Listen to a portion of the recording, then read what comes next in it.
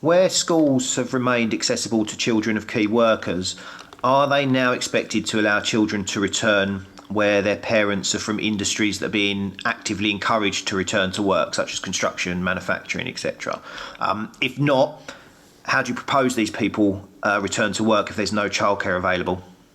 Well, thanks very much, Simon. And first of all, I want to pay tribute to the teachers and the schools who have been going throughout this crisis, looking after at least some kids of some vulnerable children, some vulnerable pupils, and some pupils of essential workers. What we're saying now is that if we continue in the same way, then we're hoping to begin to open primary schools at the earliest by June the 1st.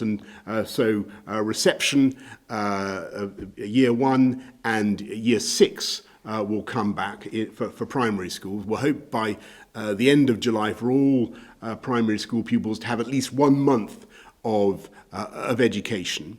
And we hope that we'll be able to, as I say, to get those children back into school.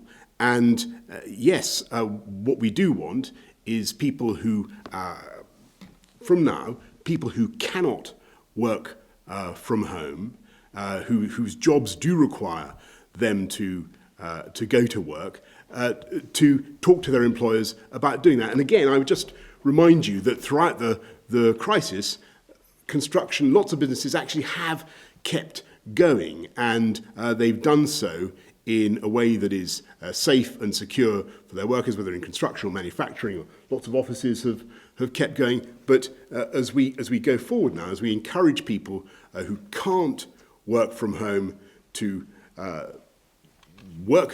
think of going to work, to get in touch with their employers about going to work, the key thing is that those places of employment should be safe. And there's guidance that we're publishing today and tomorrow about how to make our places of work COVID secure, how to make transport COVID secure. And it's only on that basis, Simon, that we'll be encouraging people to go back to work when they can't work from home. And your point about not having access to childcare is a crucial one.